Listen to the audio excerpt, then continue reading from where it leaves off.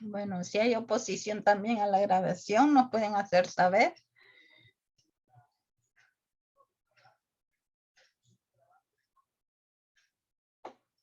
Aún se están conectando y se van a seguir conectando porque la mayoría se conecta como a las 5:30, 6, ya que salen del trabajo completamente, se logran incorporar. Así que si no tienen dudas o algún comentario, pues daríamos inicio. Le doy la palabra a Margarita para que les explique cómo vamos a desarrollar el ejercicio que se prometió la semana pasada. Buenas tardes, ¿cómo están todas y todos? Buenas tardes. Buenas tardes. Pues me alegro mucho que estén conectándose. Hoy vamos a tratar de dar seguimiento y cumplimiento a la promesa de trabajar uno o varios casos. La jueza cumplió y nos mandó 3 casos y vamos a usarlos cada uno para ilustrar un aspecto diferente del trabajo que se ha hecho. Leyendo ayer las preguntas del foro, veo que el tema de interseccionalidad todavía no está sentado. Entonces prometí que hoy íbamos a trabajarlo y uno de los casos que nos envió la jueza, pues nos va a poder ayudar a que veamos cómo funciona esto a nivel de casos individuales. Así que, si quieren, empezamos con esto ahorita. Solo déjenme hacer una captura de pantalla para tener todas sus fotos aquí. Ok, vamos a subir ahorita esta presentación como para iniciar. ¿La ven? Sí, se ve, Margarita. Ok. Bueno, entonces vamos a iniciar con el tema de interseccionalidad. Primero que todo, quisiera preguntarles a todos ustedes, quien quiera decirme, hasta el momento, hasta la fecha, por lo que han estado viendo en los módulos, ¿qué entienden por interseccionalidad? Empecemos por ver si estamos todos en la misma pantalla. ¿Alguien me quiere decir? Vamos a hacer el stop share para ver las personas. ¿Quién va a ser la primera persona valiente que me va a decir su comprensión de este tema? ¿Qué significa para usted? Interseccionalidad. ¿Sí? Buenas tardes, habla Celia Abrego. Interseccionalidad para mí es un conjunto de herramientas que se llevan a un análisis de desigualdades, entendido femeninas, masculinas, etnias, sociales, raza, color, y toda esa clase social. Eso para mí es la interseccionalidad. Muy bien. ¿Alguien más? Buenas tardes, pues para mí interseccionalidad pues es una herramienta, como ya lo mencionaban, analítica, que reconoce justamente eso, las desigualdades sistemáticas que se conforman a partir de diferentes factores sociales como el género, la etnia y la clase social. Ok, muy bien, veo que han entendido.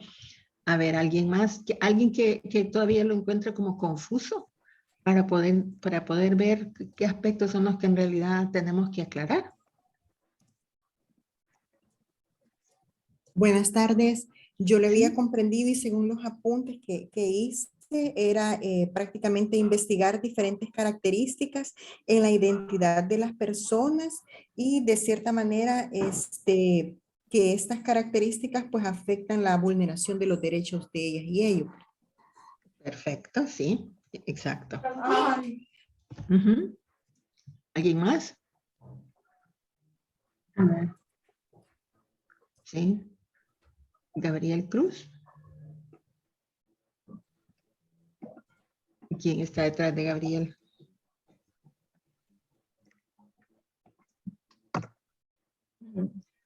Tiene encendido. Sí, Byron, pero no se le escucha.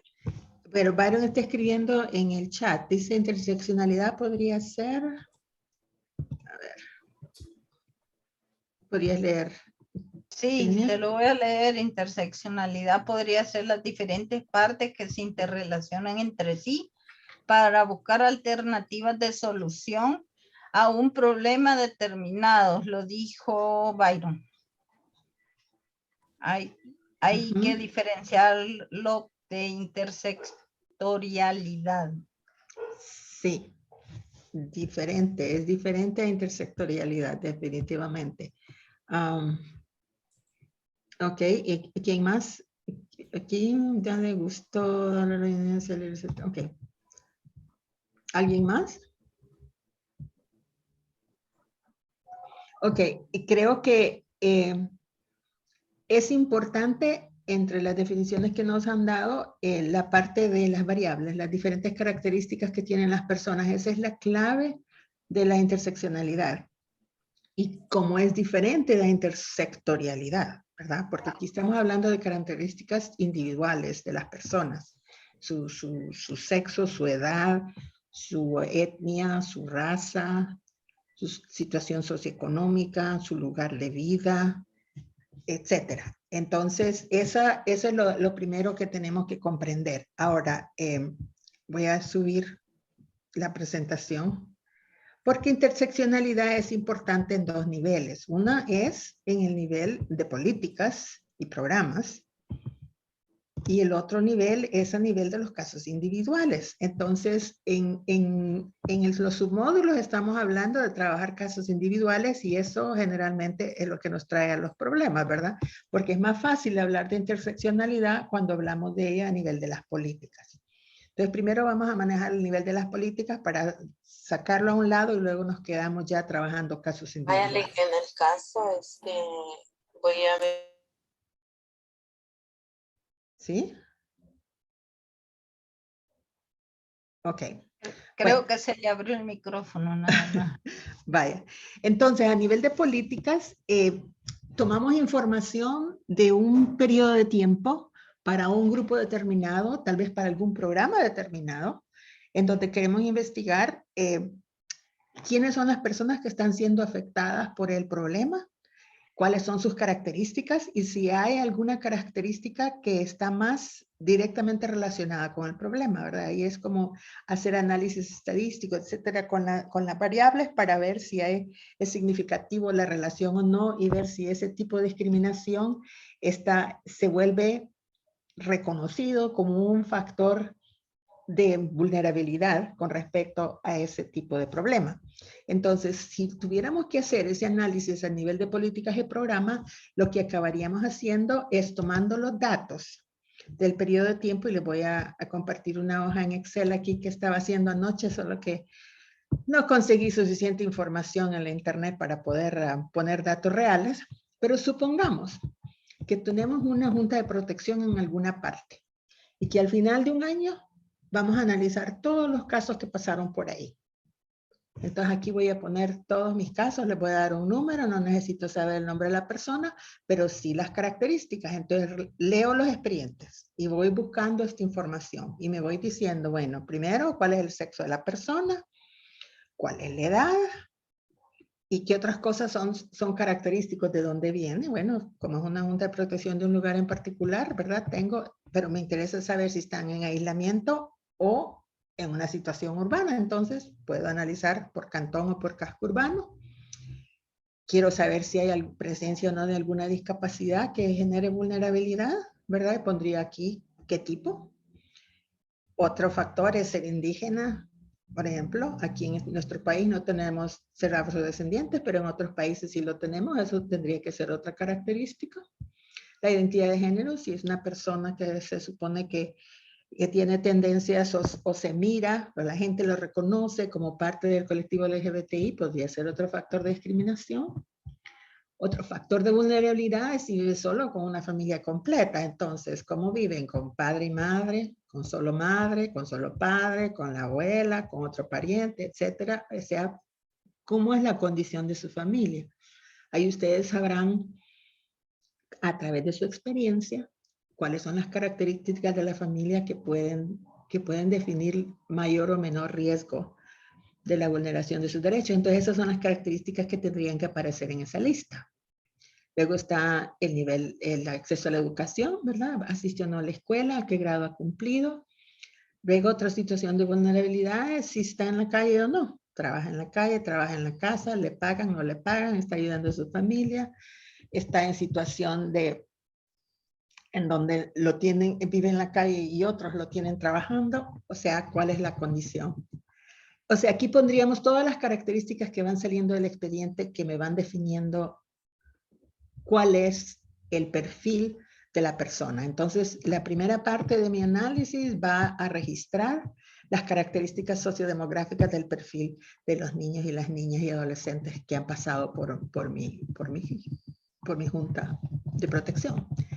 El segundo elemento sería la vulneración de los derechos. Entonces, ¿cuáles son los tipos de vulneraciones que han tenido los casos? Entonces, aquí saqué nada más los ejemplos del que aparecen en el caso de esta semana del ISNA, ¿verdad? Las diferentes categorías las que puse aquí, pero ustedes sabrán mejor que yo cuáles son todos los tipos de vulneraciones que se van registrando. Entonces, en la segunda parte de los análisis es eso, ¿verdad? ¿Cuáles son los tipos de derechos que han sido vulnerados? Porque quiero relacionar derechos con características de la persona.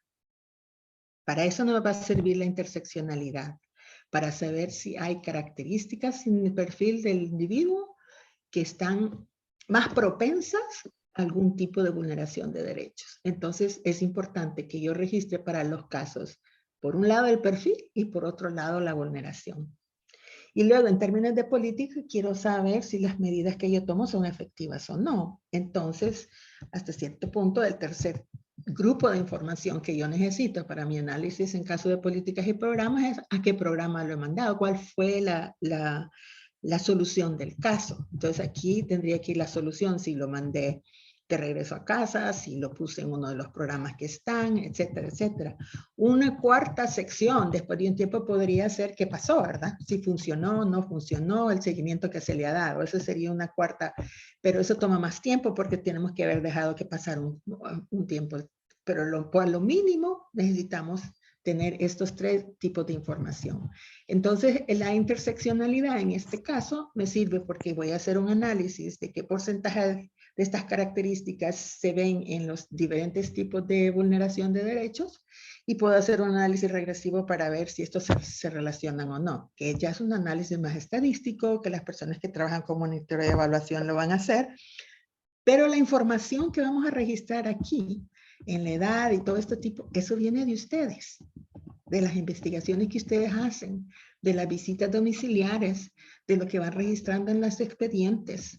Cada institución, por eso decía la jueza que cuando trabajamos los casos necesitamos trabajarlos desde todas las instituciones y cada quien aportando, como decía alguien en el foro, sí deberíamos tener una base de datos en común a donde todas las instituciones van aportando al caso y al final el análisis nos va a dar algo más exacto, con evidencia más correcta que viene de todos ustedes. Entonces, esta información aquí que nos define la interseccionalidad viene de sus investigaciones, de la parte en donde decimos recolectar la evidencia. ¿Ok? Describamos esta criatura lo más que podamos para ver cuáles de esos factores en el futuro nos van a servir para estar alertas y prevenir que le puedan pasar esta segunda columna, que son los tipos de vulneraciones de derechos. ¿Ok? ¿Alguna pregunta? Porque esta es el primer uso de la interseccionalidad. Pueden levantar sus manos o abrir sus micrófonos.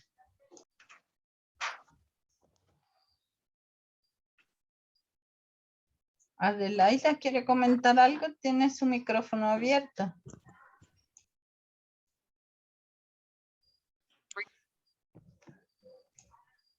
Marianela.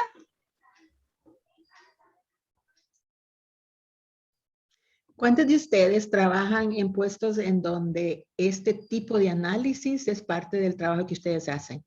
¿O están ustedes más involucradas a nivel de casos individuales? ¿Sí, Marianela?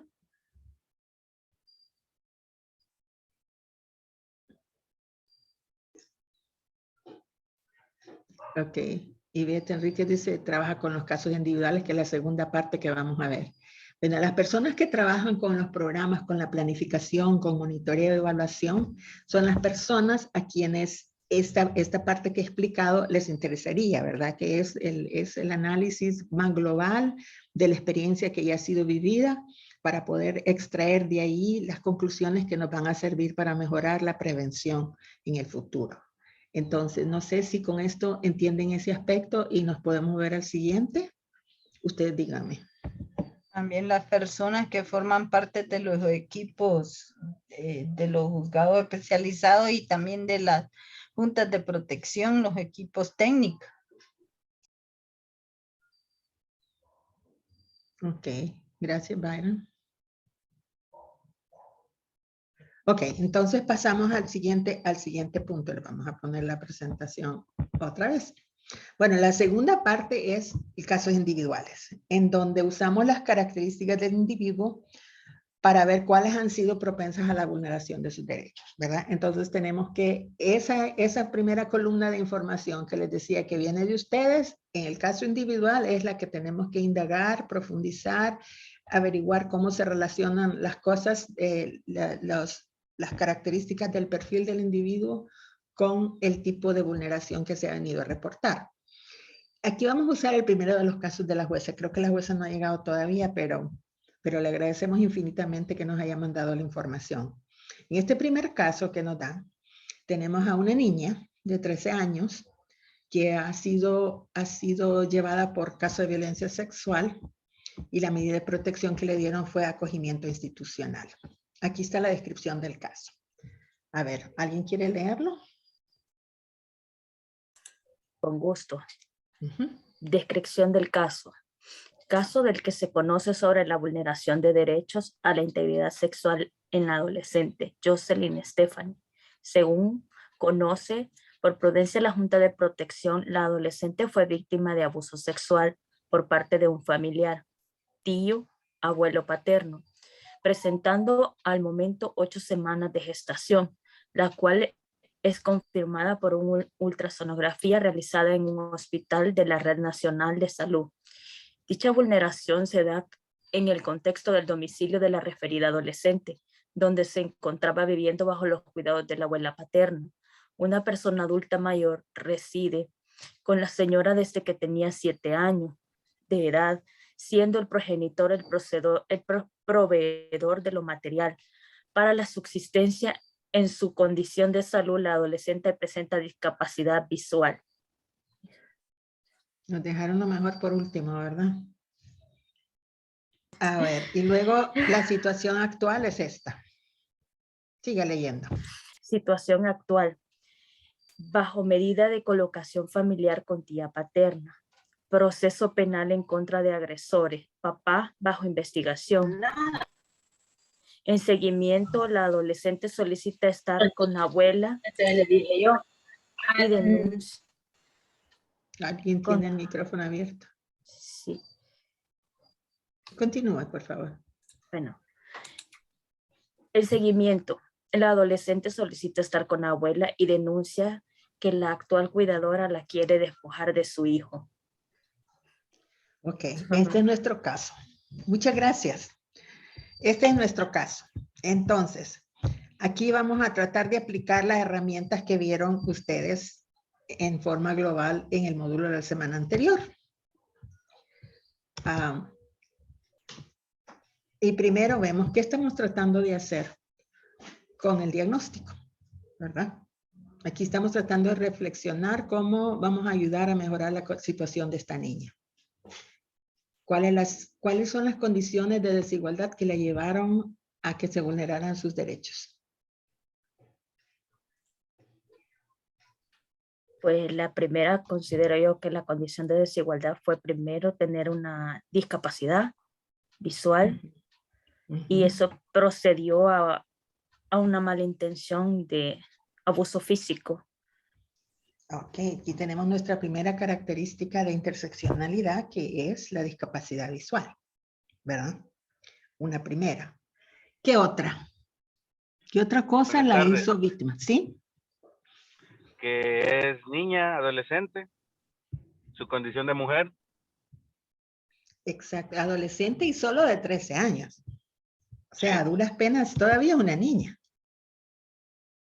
¿Verdad? Entonces, esas dos condiciones, sí. Ser mujer, ser femenina y ser una niña apenas entrando en la adolescencia. Ujú. ¿Qué otra cosa podríamos decir que son otros factores aquí de interseccionalidad? Podría ser también tipo de familia.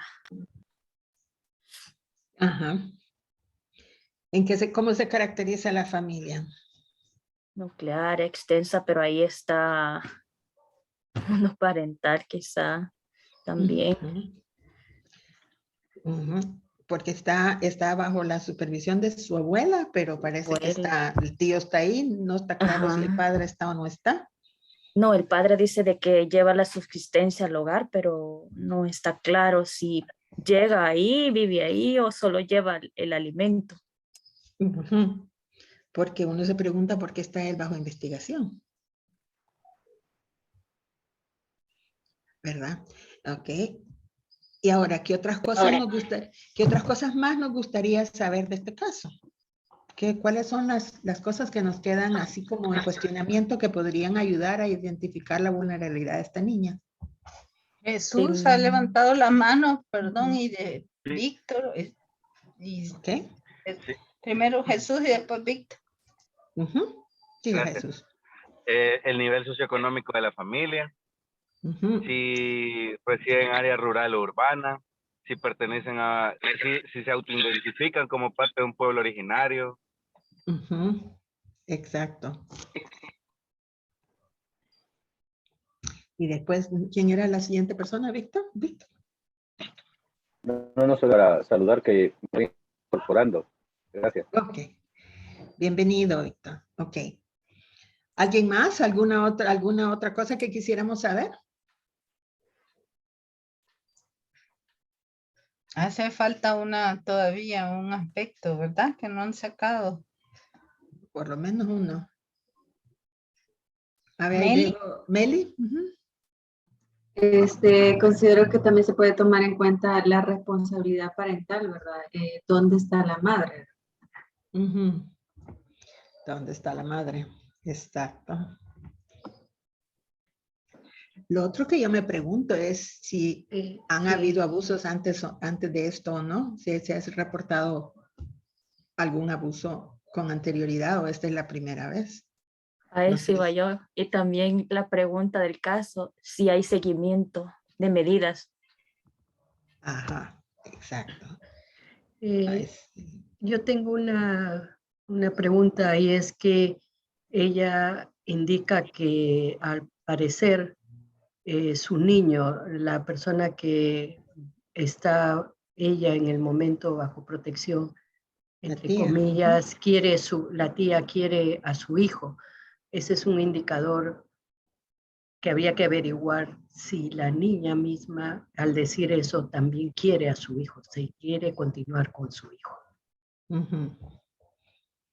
Voy a leer lo que dice Karen Fortín en el chat. Dice falta educación integral de la sexualidad, lo que pudo ocasionar que la niña no supiera que le están vulnerando sus derechos. Uh-huh. Ok. Perfecto. Entonces ese es otro factor. ¿Conoce o no? ¿Tenía o no tenía acceso a esta educación? Para poder ella saber, estar consciente y más alerta, ¿no?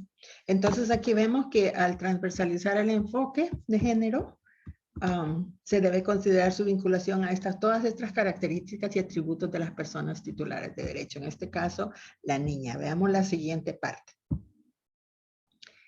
Ahora, en este caso... Hola. ¿Sí? Oh, perdón, quiero saber si me escuchan. ¿Sí? Gracias. Otro factor para ella que es una vulneración o que representa una vulneración de derechos bastante grande es solamente el hecho de estar en El Salvador, que es uno de los 5 países a nivel mundial con las restricciones más severas en torno a la interrupción de los embarazos. Ok. cuando es un caso de violencia sexual. Ok, sí. Y más con una niña tan chiquita, ¿no? Correcto. Es de alto riesgo, ¿no? Muy bien, muchas gracias. Entonces, ahora lo que queríamos ver es, entonces, con esto vamos nosotros ya en el expediente creando el perfil sociodemográfico de esta niña, con los datos desagregados, con todas estas características que hemos estado diciendo. Y para unos tenemos información y para otros no tenemos todavía información, pero necesitamos saberla para poder comprender exactamente qué pasó, cómo pasó y cómo se puede prevenir o a dónde la vamos a mandar después.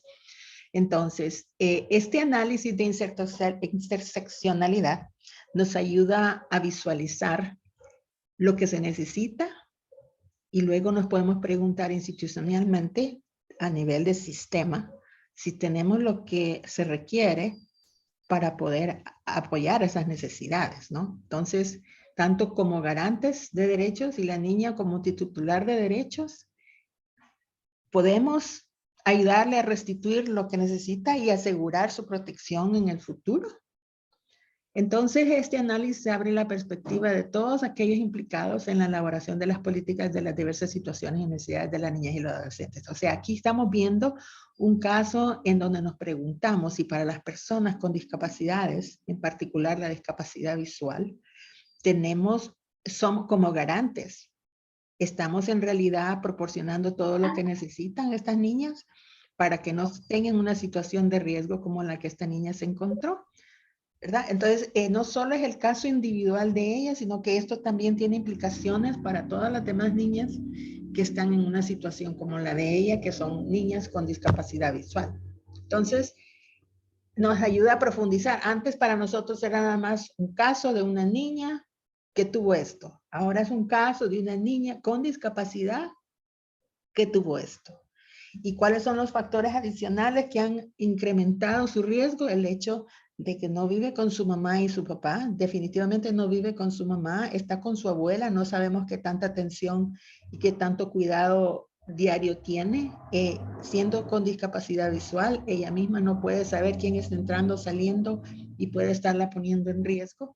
No sabemos si está yendo a la escuela y por lo tanto si tiene acceso al conocimiento de la educación integral para la sexualidad y de manera que sepa qué clase de riesgo está enfrentando desde que entró a la pubertad, etcétera. Entonces vemos cómo por este factor adicional de la discapacidad visual ha incrementado enormemente el poder manejar los riesgos de que se enfrenta.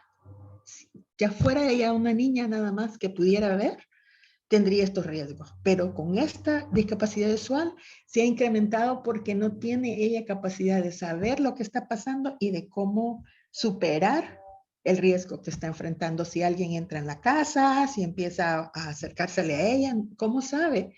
Excepto por lo que oye y a dónde huir y cómo defenderse. O sea, ha aumentado el riesgo por esta característica adicional que venimos a encontrar en la última línea del caso. Ahora, ¿cómo lo vamos a abordar? Entonces, aquí es donde los vamos a ustedes a encaminar a la metodología que nos propone en el submódulo 2, ¿verdad? El primero es desafiar las suposiciones. La primera forma que lo hicimos fue identificando qué más queremos saber. Porque nuestra primera suposición, pues ya sé todo lo que hay que ver en el caso con las 4 líneas que me dieron. No, eso no es el caso. Entonces ustedes han dado casi 15 o 20 nuevos puntos de información en donde necesitamos aclarar qué es lo que ha pasado, ¿verdad? Entonces vamos a desafiar las suposiciones, vamos a recolectar la evidencia y luego vamos a analizar. ¿Qué es lo primero que necesitamos saber? ¿Cuál es el problema? ¿Cuáles son los derechos que se le han vulnerado a esta niña? A ver, así, en lluvia de ideas, díganos ustedes. Así a primera vista, ¿cuáles derechos son los que se le han vulnerado a esta muchachita? Ana Guzmán tiene abierto su micrófono y Senia. ¿Quieren participar?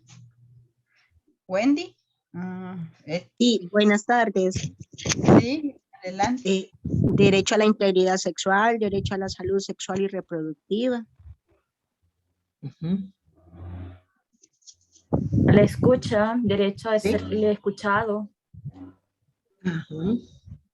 Derecho a vivir en familia. Ok, Laura. sigamos. Laura. Sí, derecho a vivir en familia. Perdón. Sí, también el derecho al acceso a la información, seguramente. No sabemos si tiene derecho, si tiene acceso a la salud también, ¿verdad? Son cosas que en una entrevista podríamos confirmar o verificar, no, ¿verdad? ¿no? Si está verificando, exacto, ¿verdad? Okay. Aquí este es uno que vamos a verificar. Los otros son cosas que parecen obvios por la situación que se ha reportado, pero de todos modos también lo vamos a tener que verificar. ¿Qué otros? Derecho a la educación. Norma. Si ella le ha sido vulnerado su derecho a la protección como menor de edad, derecho a decidir si tiene hijos o no, derecho a la salud sexual y reproductiva, derecho a decidir si tener o no tener una pareja, en general ha recibido violencia sexual, violencia emocional, y pues reitero mi participación anterior que también una de las vulneraciones a los derechos en estos casos viene desde el Estado, con la prohibición absoluta de la interrupción del embarazo en el país. También es importante saber la práctica que tiene la familia, la práctica de fe o religiosa y específicamente la niña, qué creencia tiene ella y es de respetarle muchísimo lo que ella quiere, pero en estos casos las niñas son obligadas nada más a ser madres y no se consulta en ningún momento qué es lo que ellas desean, si quieren continuar con un embarazo o no lo quieren hacer. Ok. Entonces aquí va a ser clave, en el derecho de participación es clave saber si ella quiere continuar con el embarazo o no, que parece que sí, con el miedo que tiene de que le van a quitar a la criatura, suena como que quiere la criatura, pero eso es algo que hay que verificar, ¿no? Entonces una de las preguntas que cuando hablamos en el derecho a la participación, el derecho de escucha, esa es una de las preguntas claves para ella, ¿no? Ojo, hay que tomar en cuenta, perdón, que aún en nuestro país no se ha tomado, no hay esa ley que pueda permitirle eso, pero para esto pueden decir mejor las personas conocedoras que en la práctica están.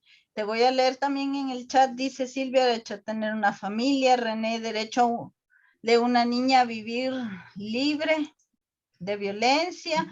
También arriba, Ivette dice derecho a no ser discriminada por discapacidad. ¿Que podrías explicar un poquito mejor lo que estabas diciendo, Senia? Sí, lo que pasa es que estaba buscando la base legal porque no les quería hablar solo así. También ahí está otra, vivir en condiciones de bienestar y sano desarrollo. Vean, lo que me refería es que en nuestro país aún no se permite libremente el aborto, ni siquiera el terapéutico, pues, y ese ha sido... Es lo que decía Laura, ¿no? Exacto, y ustedes saben que ha habido casos que se han ido a cortes internacionales por lo mismo, que en nuestro país aún no cuentan, no han sido aprobados ese tipo de leyes. Entonces aquí las personas que determinan las medidas, que hacen los diagnósticos, son las que pueden contarnos mejor cómo lo están haciendo a raíz de que no tenemos esos instrumentos. Y eso no quita el derecho de escucha de la niña si quiere tenerlo. No, ese es otro derecho totalmente. Es el que estaba hablando, Ajá, sí. Exacto. Ok. Bueno, entonces hablamos ya de identificar los derechos del paso 1, ¿verdad? Con enfoque de género interseccional y derechos humanos de la niñez y en la adolescencia. Entonces aquí estamos hablando de sus derechos como persona con discapacidades, derechos como niña, derechos como mujer, derechos como madre, derechos como adolescente, etcétera. En el segundo hablamos de la situación identificada implica la transversalización de género en la planificación de las medidas y qué factores de género e interseccionalidad se deben tomar en cuenta en todas las aplicaciones, procesos, expedientes, medidas y sentencias. O sea que en toda la cadena aquí que se debe de llevar a cabo, no sé, ustedes son de diferentes instituciones y en una cadena para un caso como este, no sé en qué momento intervendrían ustedes para buscar información, para recomendar, para dar las medidas, para actuar sobre las medidas o para dictar las medidas, dependiendo de qué institución están.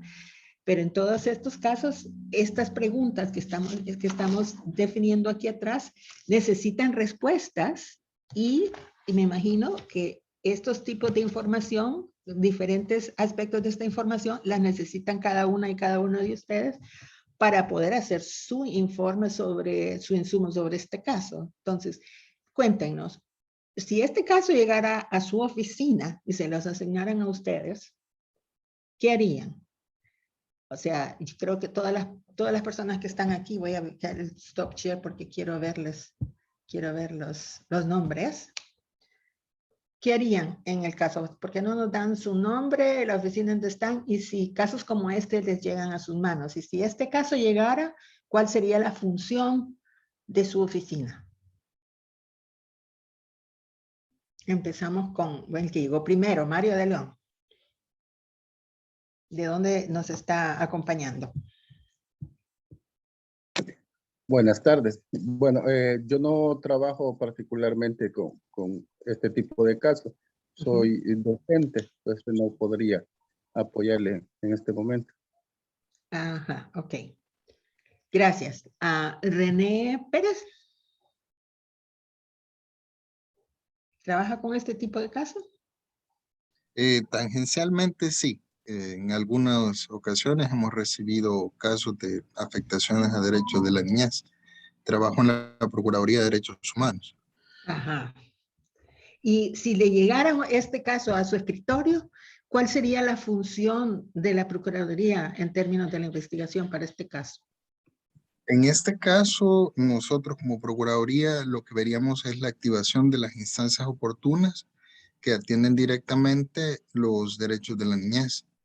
Porque a nosotros realmente los casos nos llegan cuando las instancias públicas encargadas pues no han efectuado su labor como debería de ser, no han cumplido. Entonces, normalmente es el tema de buscar la activación de estas instancias o hacer algún señalamiento respecto a algún problema, alguna situación cuando han actuado y probablemente no ha sido respetando tal vez los derechos de las niños, niñas y adolescentes.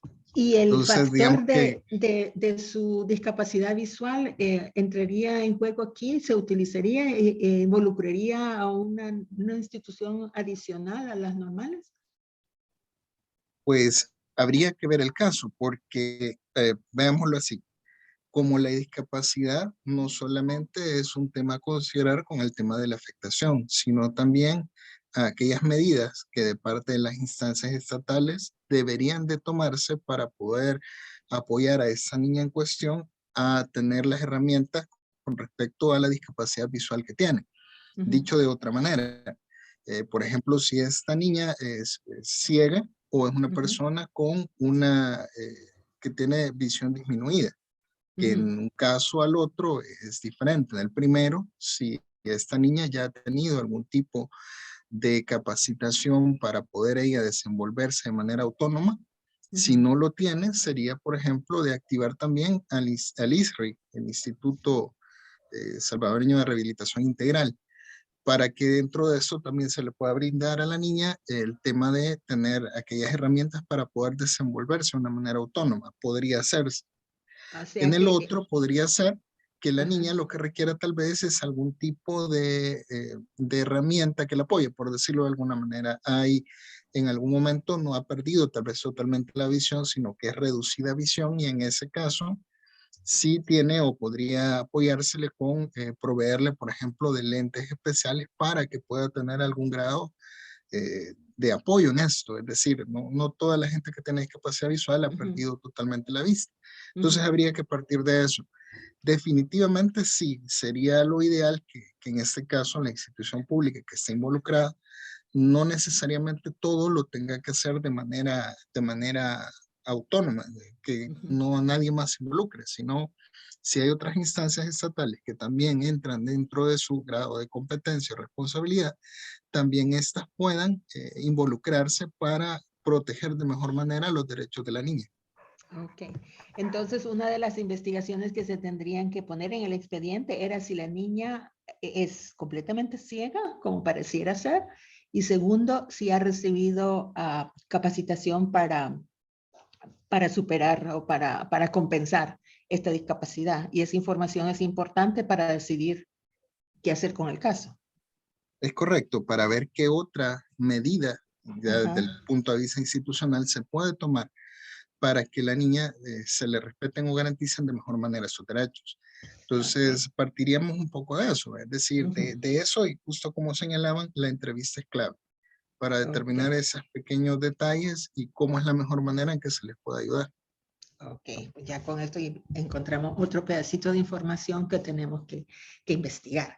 Muy bien. Jenny, Wendy. Jenny ¿quién? tiene levantada la mano. Perfecto, Jenny. Muy buenas tardes, Jenny Chinchilla saluda. Solamente quería aportar también la importancia de conocer tanto quizás entidades, tener el conocimiento que existen en nuestro país, entidades públicas, así como organismos de la sociedad civil que tienen como esa experticia también para brindar asesoría en el tema de discapacidad, porque muchas veces los padres de familia no están empoderados en esa parte. Entonces, en nuestro país tenemos el Consejo Nacional de Atención de Inclusión a la Persona con Discapacidad.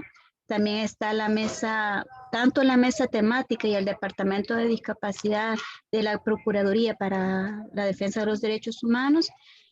Y por supuesto están organizaciones, ¿verdad? De la sociedad civil, también está Red de Sobreviviente, tiene incluso una línea de atención, ¿verdad? Para que da como asesoría, brinda todo eso que hacer al padre de familia ante vulneración de derechos de la niñez cuando son casos así como específicos en algún tipo de discapacidad. Ese sería mi aporte también. Y por supuesto tenemos la legislación, ¿verdad? Incluso el año pasado se aprobó la ley especial de inclusión hacia las personas con discapacidad, que está como más de cara a la Convención de los Derechos de las Personas con Discapacidad. Es decir, el cambio que tuvo está más enfocada a derechos humanos que a un enfoque asistencialista. Gracias. Sí. Muy bien, entonces esto nos aumenta otra dimensión, ¿verdad? En donde traer, involucrar a organizaciones especializadas en discapacidades que puedan asesorar y que también puedan darle seguimiento y tal vez puedan darle ayuda a la niña después. Y en el lado normativo, que ya vamos a ver en la parte del análisis de género, es cuando vemos cuál es la normativa que se debe de seguir, está la nueva ley especial de inclusión a personas con discapacidades, como decía ella, además de las anteriores, de manera que en el marco normativo la interseccionalidad nos está agregando esta nueva dimensión que requiere que la investiguemos plenamente con las instituciones que están ahí, con las leyes que le dan protección a ella y como decía René, ¿verdad? Investigar si esta niña ha tenido acceso a ese recurso de capacitación para su discapacidad. A ver, ¿quién más? Olinda, ¿quién nos cuenta? Desde su puesto de trabajo, ¿qué pasaría si llegara un caso como este? Olinda Mercedes Ortega. Lo siento por no opinar, pero estoy primera vez en lo que es la clase prácticamente, así que me estoy actualizando ahorita. Ok, ¿y en dónde trabaja Olinda? Estoy en lo que es ya en el proceso de graduación de psicología, yo en Visión Mundial. Ok, Visión Mundial. Perfecto, usted sería parte de la red compartida. Gracias. Norma y Wendy tienen levantadas las manos. Primero Norma y después. Después Hola, Wendy. sí, gracias. Bueno, les podría responder desde dos escenarios diferentes en los que me desenvuelvo. Uno es una institución de salud pública. Si nos llega un caso como este, pues sería de generar, ¿verdad?, inmediatamente el aviso para las autoridades, pero hay una situación y es muy real que tengo que compartir, a la que se ven expuestas tanto la víctima, sus familias, así como el personal de las instituciones. Y es que cuando viven en comunidades de riesgo, de alto riesgo, específicamente estoy hablando de comunidades donde están dominando, ¿verdad?, las pandillas, grupos delincuenciales. Muchas de ellas pues tienen temor, y el hecho de hacer la denuncia se ve totalmente imposibilitada, aunque la víctima lo quiera hacer, aunque la quiera poner la denuncia. También la familia tiene mucho temor, porque si pues corre peligro toda la familia. En esos casos muchas veces lo que se acciona es el hecho de que la familia pueda activar la red de apoyo, y a veces lo que no se logra hacer como instituciones públicas, muchas de estas acciones las están llevando a cabo las ONGs, y esta es la otra área donde yo me desempeño. Yo en mi profesión soy psicóloga y trabajo con diferentes ONGs que están precisamente con el tema de vulneración de derechos, y pues aquí lo que se hace es ofrecer protección a la víctima, a la familia. Se evalúa de forma inmediata cuál es el grado de vulnerabilidad que tienen y si necesitan resguardo, ¿verdad? Si necesitan protección inmediata, se activa el sistema de protección con albergues, de requerirlo de manera inmediata.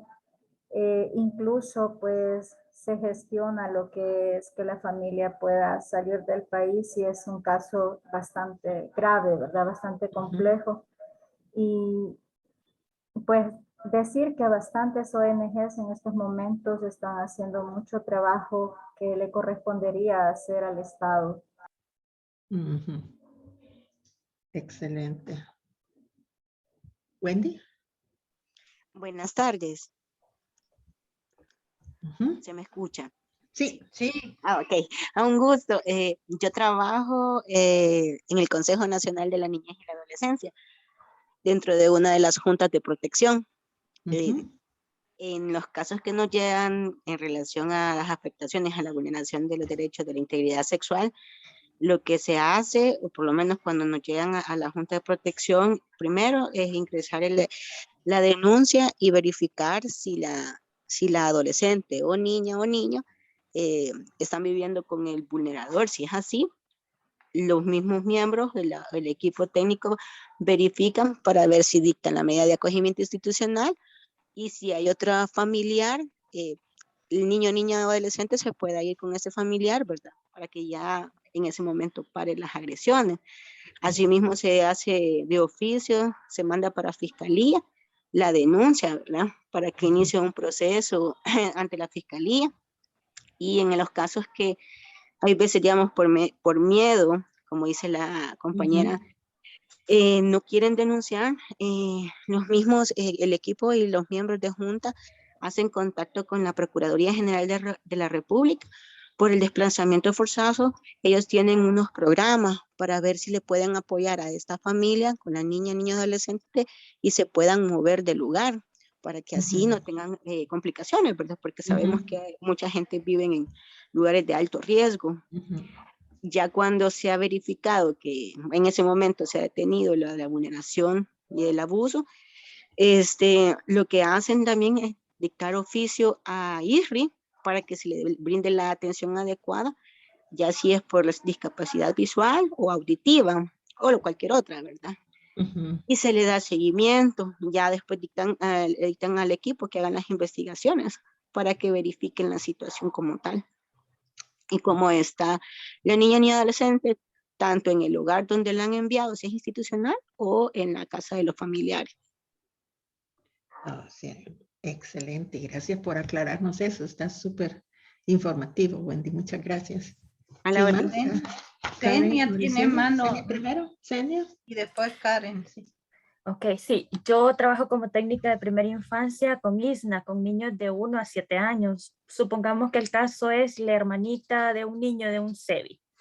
Mi deber como técnica es primero identificar qué tipo de parentesco es, si es hermana, de niño o niña, el riesgo que está corriendo, la amenaza, y levantar un informe y dar aviso a través de denuncias. Sabemos que la denuncia se puede hacer anónima o escrita, pero en este caso, como yo fui informada, pues debo de hacerla escrita.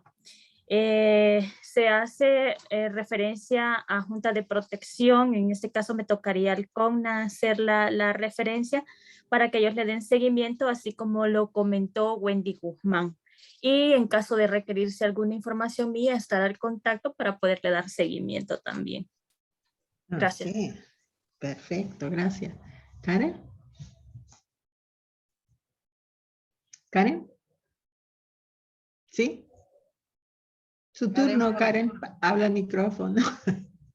Sí, Karen tiene apagado el micrófono y levantada la manita.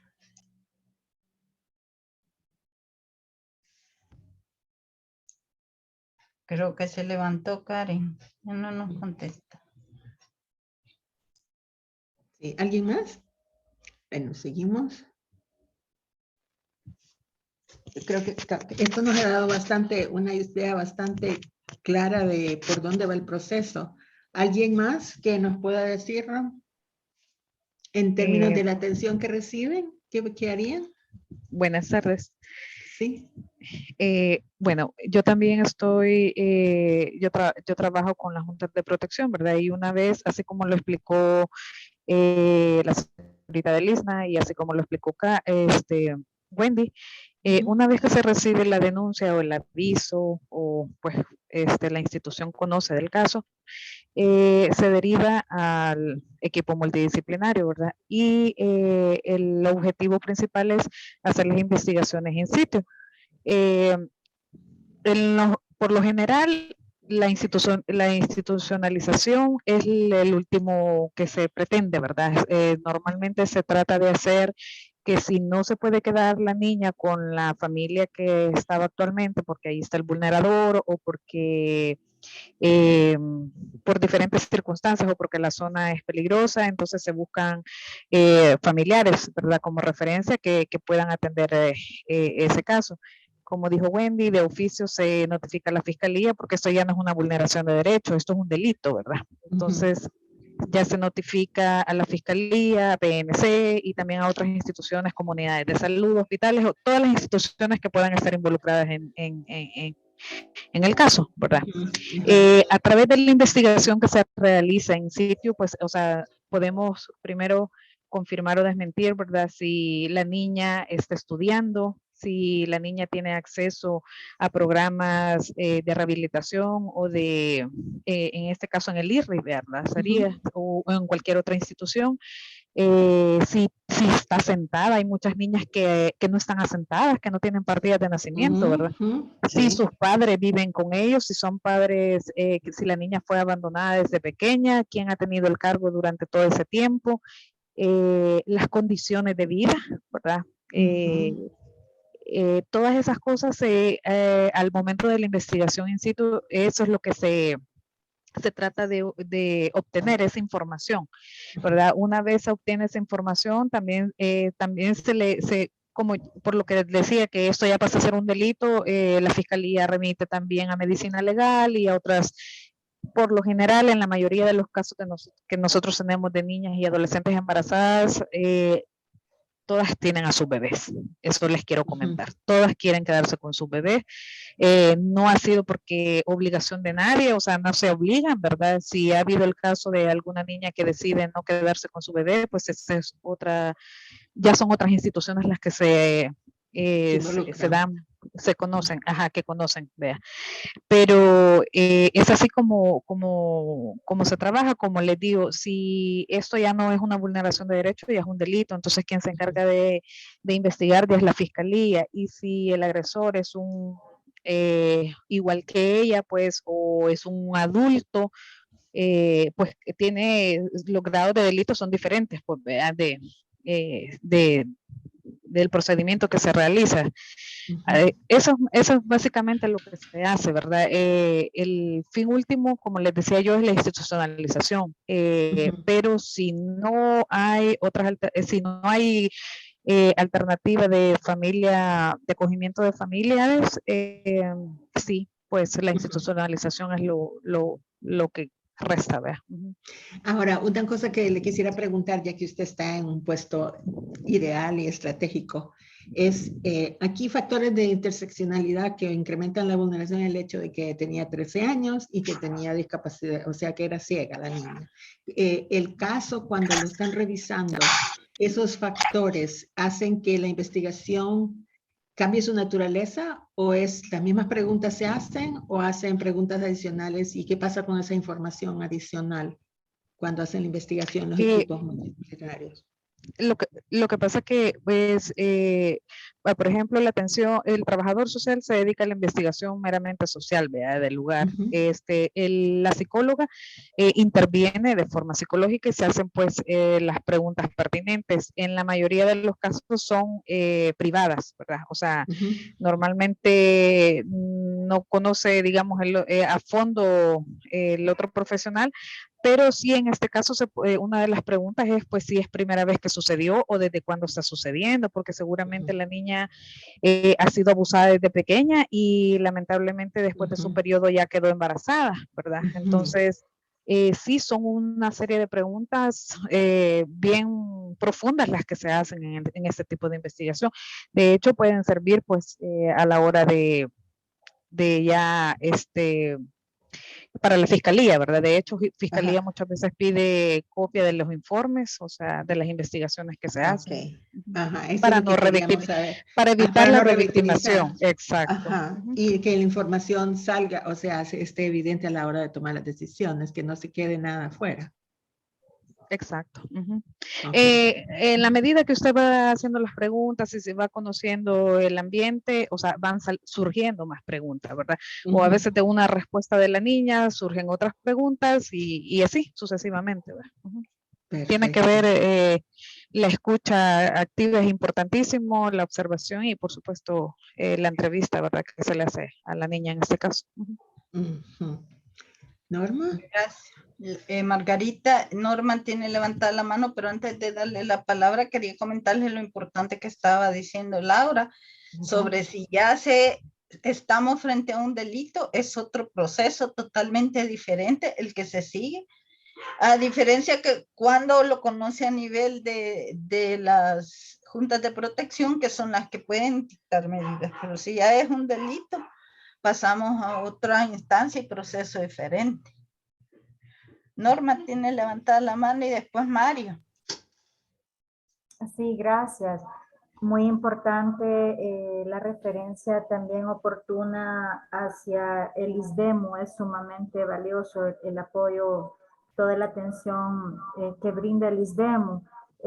También sería muy importante el poder explicar, y quiero ser muy responsable, que cuando digo que hay muchas actividades o mucho apoyo que está retomando las diferentes ONGs en comparación a instituciones de gobierno, quiero ser muy responsable en decir también que esto se debe a la falta de muchos insumos que el personal de instituciones públicas tenemos, y por eso les digo tenemos porque soy parte de una institución pública también, unido con la ola de violencia que hemos visto cómo se ha incrementado en los últimos años en nuestro país, que hace 20 años era una garantía ir, por ejemplo, a hacer una visita de campo con trabajadora o trabajador social, con el equipo multidisciplinario en general, ¿verdad?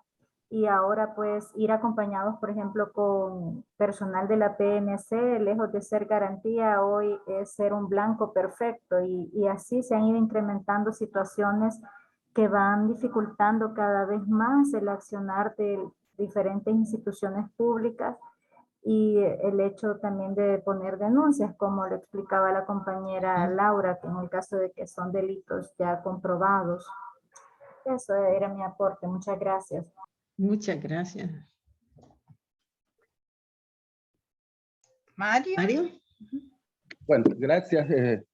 me han ilustrado mucho referente a las rutas de atención que se deben desarrollar, ¿verdad? En estos casos. Pero yo un análisis que estaba haciendo y quiero compartir es qué importante es el tener toda esta información, ¿verdad? Y no llevarse por ideas subjetivas que podrían o no podrían darse en el momento de los casos, sino que la investigación referente y entre más información se tenga, como que la ruta de atención va a ser la adecuada o posiblemente la más adecuada que se puede dar el resultado de las investigaciones que tenemos. Además, yo no sé y pregunto a los que tienen la expertise en ese sentido, si se hacen también entrevistas en conjunto, por ejemplo, un psicólogo, un médico, un trabajador social o un psicólogo, o se hacen meramente individuales. ¿Alguien puede responder?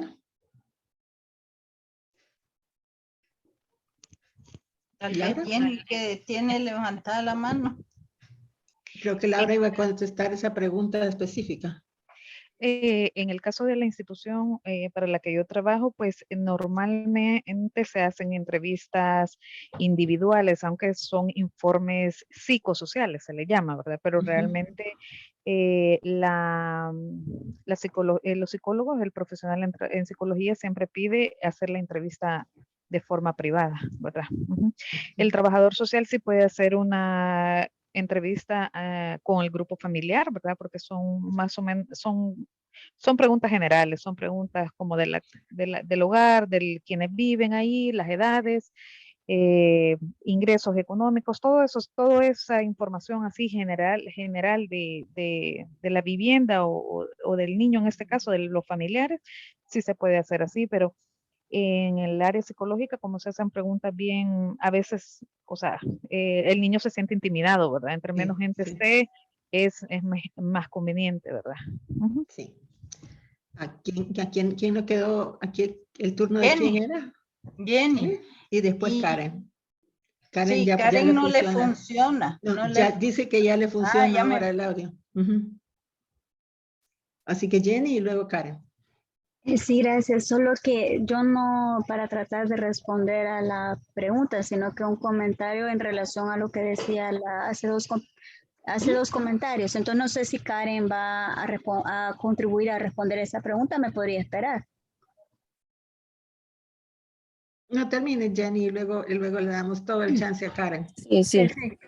Bueno, gracias. Sí, no, yo solo quería aportar también lo que decía la compañera hace dos comentarios sobre el hecho de que algunas organizaciones sociales quizás tienden no quizás a tomar una función que realmente las entidades del Estado deberían de tenerla, sino que eso se ha evidenciado porque lastimosamente no hay como esa formación profesional, con todo respeto, ¿verdad? En algunas entidades públicas, quizás el personal que trabaja ahí desconoce de estos aspectos y el solo hecho de incluso utilizar terminología no adecuada, y eso lo digo por experiencia en mis años que tengo de moverme en el tema de discapacidad. Trabajé por 14 años en un centro de rehabilitación y seguido atendíamos a casos que venían ya de otras instituciones donde no se les había resuelto aspectos de vulneración de derechos. Entonces, incluso hasta en una reunión de READIS propuse este concepto del rebote institucional, en donde tiene que ver mucho con la revictimización, porque la persona anda de aquí para allá y no se sabe cómo dar un abordaje adecuado, específico a las necesidades, sea un niñez o niño con discapacidad, niñez retornada, en situación de calle, en fin. Entonces, igual con mucho respeto quiero decir eso, que a veces las organizaciones de la sociedad civil, las fundaciones, asumen ese rol de acompañamiento para que el padre de familia, o sea, si va a iniciar un proceso o el caso de un niño vulnerado sus derechos, una niña, lo inicie y lo culmine de la mejor manera posible, o sea, haya éxito en esa situación, ¿verdad? Una que se fue. Sí, solamente eso quería aportar, gracias. ¿Cómo es que se llama una que se fue? los papás se fueron a trabajar a otro lugar. Karen. Ampliando, Hola, perdón, buenas tardes. ampliando, sí, un poquito lo que Jenny dijo. Me comentaban que estas formas de abordar las entrevistas en muchos casos, como es el de migración, que de niñas, niños y adolescentes retornados, hay un protocolo en el que ya las entrevistas se hacen grupales. ¿Por qué? Porque y es al entrar, recién entrada, las hacen grupales a fin de que toda la información sea compartida en las diferentes instituciones. Eso es de lo más reciente y novedoso que tenemos aquí en nuestro país y que sí, aparentemente en caso de migración de niñas, niños y adolescentes está funcionando. Vamos a ver los resultados más adelante. Karen. Sí, buenas tardes. Bueno, pues desde mi ámbito, lo que se debe hacer para, bueno, atender o qué hacer en este tipo de casos de violencia sexual sería una ruta, ¿verdad? Para atender esos casos en los centros educativos. Por lo que conozco, pues el primer paso es dar aviso si se tiene sospechas o se identifica algún tipo de violencia, acoso, agresión o la violación, que en este caso es el que ustedes comentaban. Pues posteriormente el aviso se puede hacer desde el anonimato, ¿verdad? Como parte del cuerpo docente o padres madres de familia, es bien difícil, ¿verdad? Que lo quieran hacer denunciar. Es algo que día a día se está trabajando y pues aún se han dado pasos, pero es mucho el trabajo que hay por hacer. Posteriormente, lo que se puede hacer y que considero que mucho del sistema educativo desconoce es que hay sedes de consejería escolar en los 14 departamentos, a lo cual está abierto al personal docente, a referentes de familia y al estudiantado, y sus sedes se encuentran en las diferentes departamentales de educación, o si no, en diferentes instituciones de nivel media, ¿verdad? Institutos públicos, donde se puede acercar, pues, el personal docente o la víctima principalmente, también con el apoyo, ¿verdad?, de familia y el cuerpo docente a esas consejerías escolares. Posteriormente, tengo entendido que las consejerías escolares remiten el caso porque las consejerías escolares más que todo atienden primeros auxilios psicológicos, fortalecimiento de habilidades socioemocionales, autocuido, pero cuando ya hay este tipo de casos de violencia sexual, lo remiten a la Junta de Protección de la Niñez y a la Adolescencia, que también tengo conocimiento que hay en los 14 departamentos. Posteriormente, pues como es algo ya un delito, se tiene que dar aviso a la Policía Nacional Civil y a la Fiscalía, ¿verdad? Posteriormente también hay que ver si pues la niña ha sido víctima obviamente de violencia sexual, pues referirla a un hospital para darle atención médica de inmediato. También se debe coordinar con las instituciones para atender los delitos de violencia siempre, ¿verdad? La Fiscalía debe ser la responsable, considero yo, de investigar el delito hasta capturar a la persona responsable, y pues la Procuraduría creo yo que debería de representar en este caso a la niña si no tiene un familiar responsable que lo haga. Eso es como la ruta de atender a casos de violencia sexual desde los centros educativos y desde lo que yo tengo conocimiento. Muchas gracias por aclararnos esa parte. Ahora ya tenemos otro sector en que estamos claros en lo que hay que hacer. ¿Alguien más? Gracias. Ok, creo que estamos viendo entonces que desde el espacio de cada quien se están llevando a cabo las acciones y lo importante que es la información que van recogiendo, especialmente los equipos multidisciplinarios, que no sabemos si esa información entra a los expedientes que luego son compartidos y si esa información se repite, si hay revictimación o no. Esas son las cosas que hay que minimizar y que tratar de eliminar en los sistemas cuando se tienen sistemas de información compartidos. Le voy a poner de nuevo la presentación para que veamos por dónde vamos. Ok, entonces aquí estamos en esto, paso 2.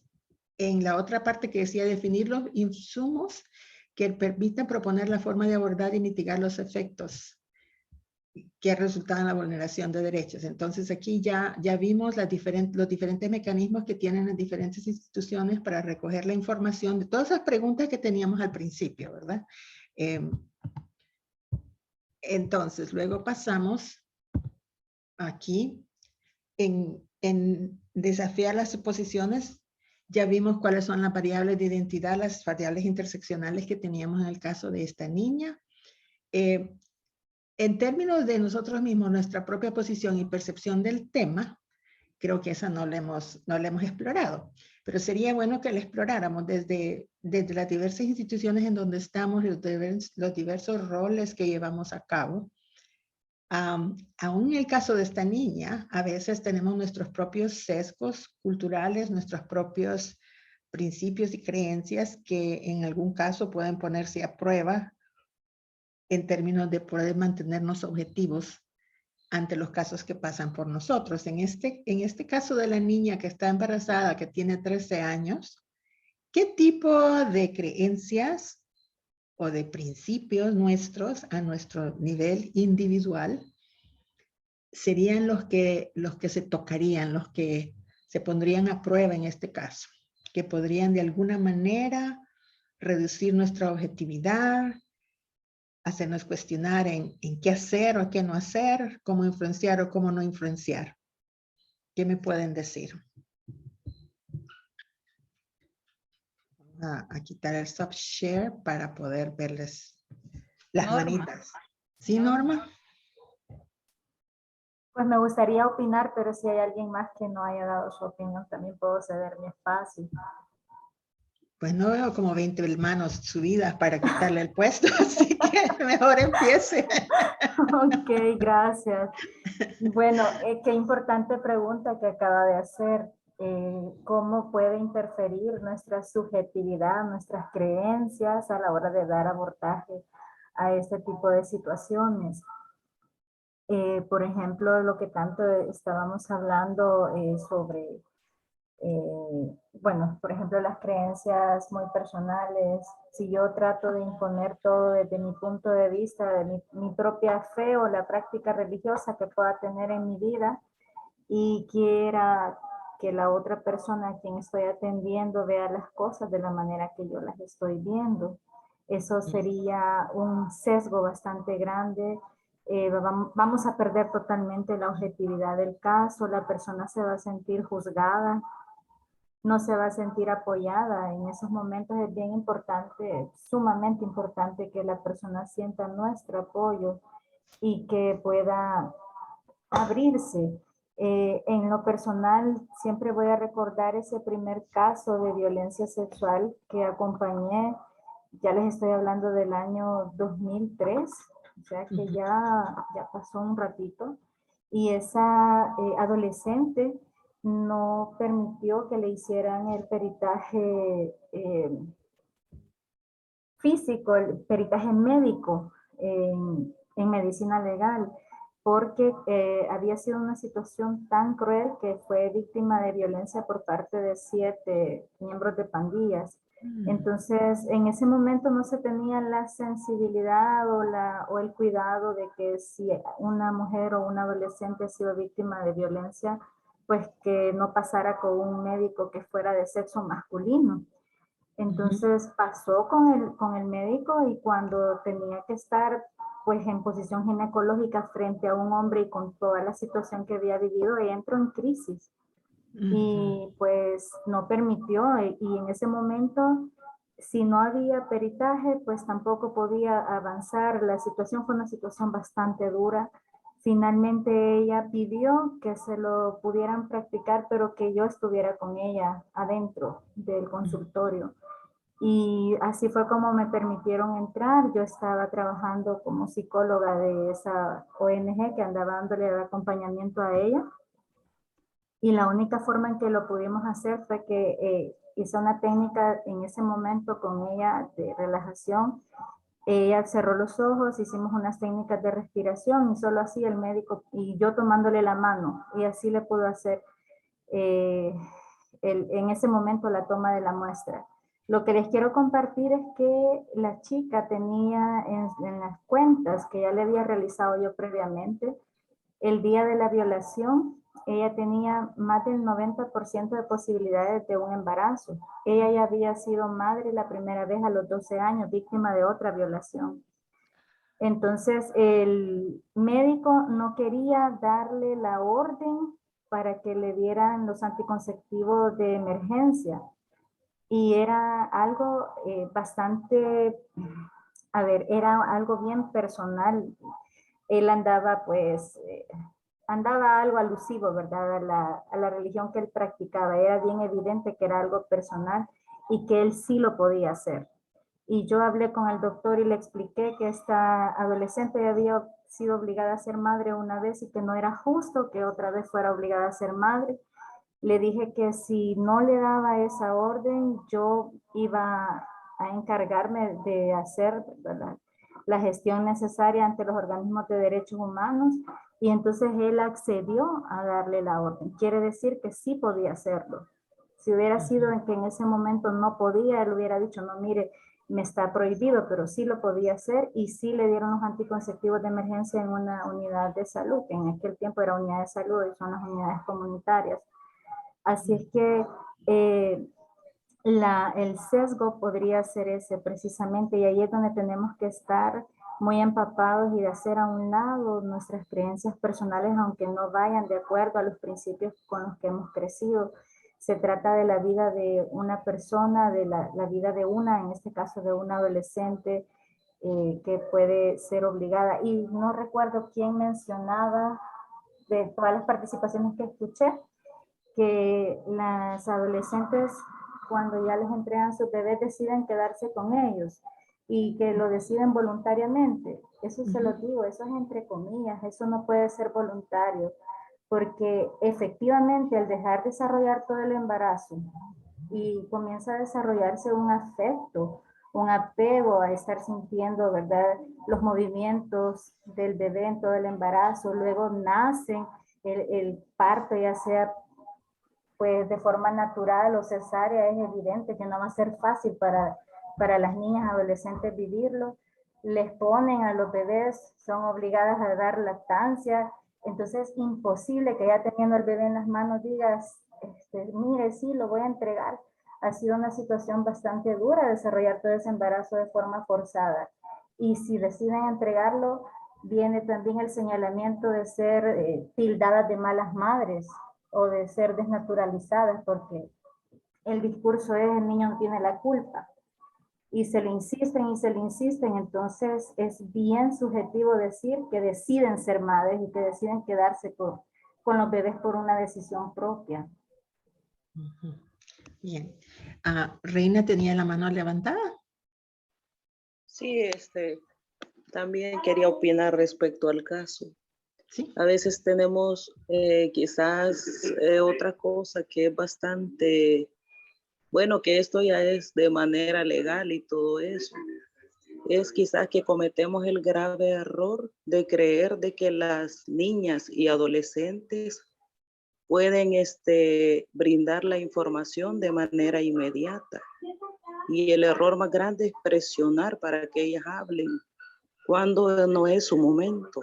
No quieren hablar, porque yo he llevado situaciones así, casos, y las niñas se tardan hasta 1 año para hablar, para poder identificar, para poder decir quién fue la que las afectó, cómo sucedieron los hechos.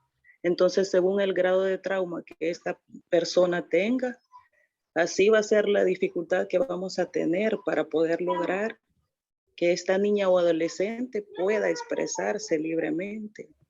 Y muchas veces, por lo mismo de la legalidad, que en las audiencias, pues, a veces tienen que ver a la persona que les ha causado la vulneración, menos hablan.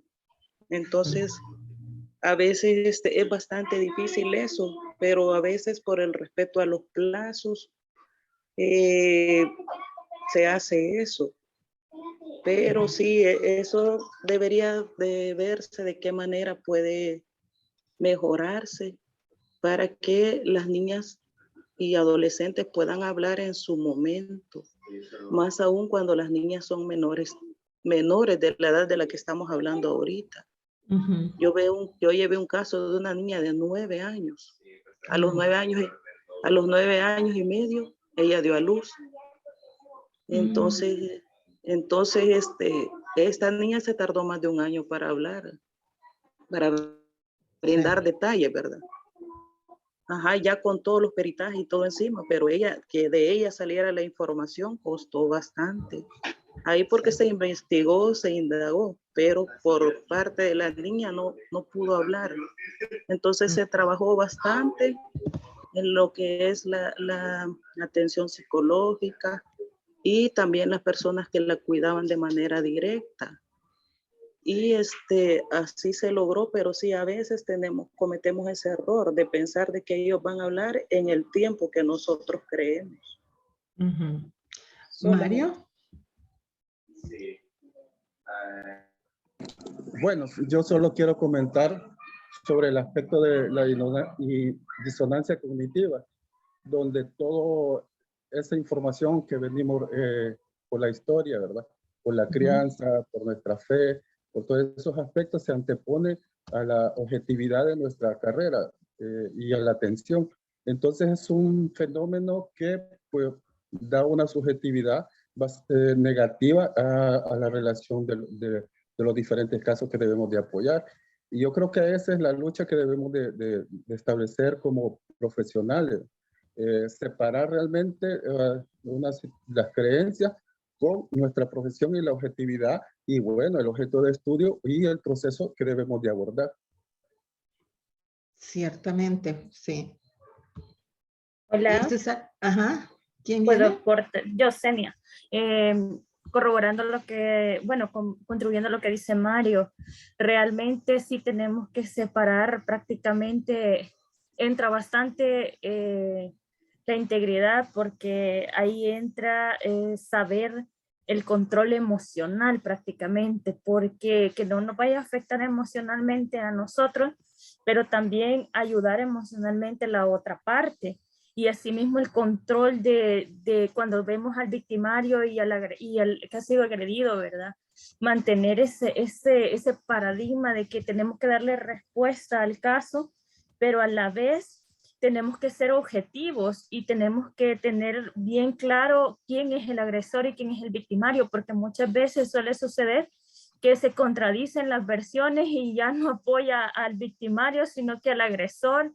Entonces eso mucho viene a afectar, como él dice, tenemos que ser muy específicos en eso y saber tener esa puntualidad, el respeto por nosotros mismos y por nuestro trabajo también. Gracias. ¿Alguien más?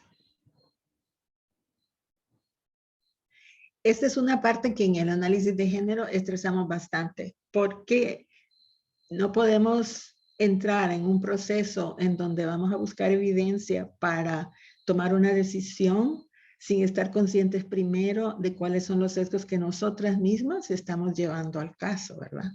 Como dice ella, ¿qué perspectiva vemos cuando vemos la información que en la experiencia nuestra, nuestra propia experiencia, nos va a hacer ver cierta evidencia favorable o desfavorablemente solo por nuestros propios sesgos, o sea, sin darnos siquiera cuenta de que ya no estamos siendo objetivos. Entonces, el análisis de género, al obligarnos a pensar cuáles son mis sesgos o mis prejuicios de género, mis prejuicios hacia diversos grupos vulnerables, mis prejuicios hacia diversas variables sociales, eso está cuestionarme antes de empezar, eso me está haciendo ver las cosas diferentes o al revés, porque en mi caso, por ejemplo, yo tiendo a ser muy favorable hacia las personas vulnerables. Eso no significa que necesariamente todo lo que hagan o que digan merece apoyo o no merece apoyo. O sea, que yo tengo que cuidarme de no caer demasiado del otro lado también. Entonces, son las dos cosas, una o estar en contra o demasiado a favor. ¿Cómo logramos esa objetividad? Entonces, estar consciente de que tenemos que caminar esa cuerda floja es un aspecto esencial en el análisis de género. Es súper esencial porque lo que andamos investigando son las percepciones, el imaginario social de las personas y cómo eso ha llegado a que se dé la situación de vulneración que ha ocurrido. Entonces, aquí yo creo que la hemos discutido un poquito, pero no enormemente, pero quiero hacerles saber que ese es el primer paso y es un paso clave, esencial, que no podemos obviar. O sea que alguien más quiere comentar en cómo abordan ustedes esto antes de ver un caso. Cuando ven un caso que les choca, se preguntan por qué me choca tanto, qué es lo que, ya sea que quiero ayudar o que no lo puedo creer, qué en mi experiencia de vida hace que yo vea el caso de esa manera y hay algún peligro, algún riesgo de que yo pierda mi objetividad al buscar la información. ¿Les pasa? ¿Se cuestionan ustedes de esa manera?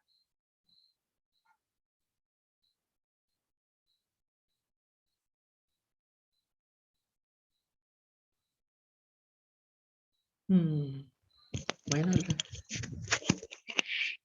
Buenas. Bueno, yo creería que es importante que todos tenemos conflictos, ¿verdad? Situaciones que hemos vivido, pero en la medida de lo posible los tratemos de resolver.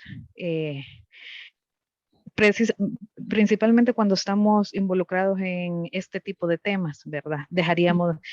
Hay temas que nos tocan profundo porque seguramente los hemos pasado o alguien muy cercano los pasó o somos mamás o somos hermanas o somos solo por el hecho de ser mujeres, ¿verdad? Entonces, desde ese punto ya estamos como involucradas quizás un poquito más, ¿verdad? O sea, nos sentimos como parte de, pero en la medida que nosotros tengamos resuelto nuestros conflictos o por lo menos conscientes de cuáles son nuestros conflictos y hasta qué punto nos pueden afectar, nos volvemos más objetivas o no, ¿verdad? En nuestro trabajo.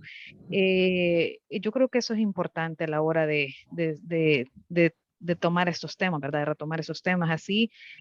Pues hay temas que seguramente no los hemos pasado, que ha sido en mi caso, ¿verdad? Pero pues dejaríamos de ser seres humanos también si no empatizamos o no en el caso de las mujeres, la sororidad, ¿verdad? Que es importante.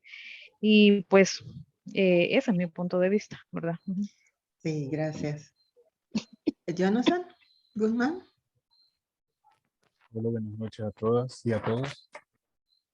Con respecto a lo que están comentando, considero que es bastante como importante tomar en cuenta los procesos de deconstrucción, porque quieras o no, pues en el entorno social y en la dialéctica que uno tiene con respecto a la comunidad o con respecto a toda la sociedad, pues claramente se marca un punto de inflexión que va a incidir de manera directa o indirecta en nosotros y pues considero que es importante previo a la atención de diferentes casos que conlleven este tipo de temáticas, pues ser bastante objetivo, ¿verdad? Con respecto a cómo nosotros estamos frente a ese tipo de creencias y que pueden llegar a afectarnos y sobre todo es como bastante lamentable el hecho de que en instituciones donde supuestamente debe de velarse por la calidad, ¿verdad? Y el acompañamiento o seguimiento que se le da a este tipo de casos, en ocasiones no se da. Porque bueno, he conocido diferentes, a través de diferentes personas, por ejemplo, experiencias bastante lamentables donde el seguimiento o el acompañamiento que se le da, independientemente sea desde el trabajo social o desde parte de la psicología, es bastante lamentable conocer cómo el seguimiento ha sido bastante disruptivo con respecto a la persona que necesita atención. En ese sentido, pues el sistema es bastante como, se ve muy implicado, sobre todo porque en todo el sistema, ¿sí? Y dentro del marco social, legal, etcétera, pues siempre es como muy aplastante, ¿verdad? De que a veces se prioriza más la atención de un número de casos, ¿verdad? Específicos durante el día o por jornada. Y eso indudablemente demarca una limitante bastante grande para brindar una atención de manera muy oportuna y sobre todo con sentido, ¿verdad? De profesionalismo y ética, considerando también nuestras limitantes como personas en función de nuestras suposiciones, en función de nuestras creencias y por ende yo siempre apelo a la parte de los procesos formativos y esto como parte, ¿verdad? De nuestros procesos de deconstrucción, porque indudablemente siempre tenemos un antecedente, ¿sí? Por lo tanto, es siempre importante visualizar de qué manera nosotros vamos deconstruyendo cada uno de los patrones que hemos venido formando a lo largo de nuestra historia individual, para darle pues una atención bastante oportuna y sobre todo muy objetiva, ¿verdad? Tenia, ¿quieres leer lo que escribió Meli Cortés antes de que Pilar hable? Sí, dice Meli, se puede cometer sesgo en el momento de la entrevista al no generar empatía hacia la víctima y hacer preguntas sin objetividad, culpabilizando a la víctima de la violencia cometida hacia su propia persona. Sí, eso es algo que se ha enfatizado, que se quiere evitar la revictimación de la persona. Entonces aquí es bien importante que nos analicemos y nos pongamos la mano en el corazón antes de tratar con la víctima, porque no queremos que viva todo eso de nuevo. ¿Pilar? Sí, muchísimas gracias a todos y a todas, y gracias Margarita por tu conducción y Xenia. Tengo el corazón encogido escuchando. Quisiera hablar, yo soy educadora, entonces yo no vengo ni de la psicología, aunque lo he estudiado en trabajo social porque he trabajado, pero vengo de trabajar en equipo. Muchas veces la víctima entra por educación y otras veces entra por otras entidades, ya sea el centro de salud, etcétera, etcétera. Lo que quiero decir es que lo que me ha aliviado, y voy a hablar como persona, lo que me ha aliviado en mi trabajo es porque por el tipo de trabajo que he hecho, he tenido que trabajar con familias que se encuentran en diferentes factores, con diferentes factores de riesgo. Entonces, muchas veces, ya sea nosotras mismas, hemos tenido que denunciar a la familia con la que hemos estado trabajando. Y en otros casos hemos tenido que acompañar al que ha perpetrado, y en otros casos hemos tenido que acompañar a la víctima, dependiendo del trabajo de familia que hemos hecho. Entonces, lo que en mi caso me ha aliviado muchísimo en todas mis concepciones personales y mis dudas, y a veces también mis situaciones en que un caso te deprime y tienes un equipo de trabajo que te permite ver en diferentes ángulos esa situación. Muchas veces, porque has estado muy cerca de la familia, pues te acercas tanto que ya te haces parte de la familia, y en otros casos estás muy lejana porque no es tu familia.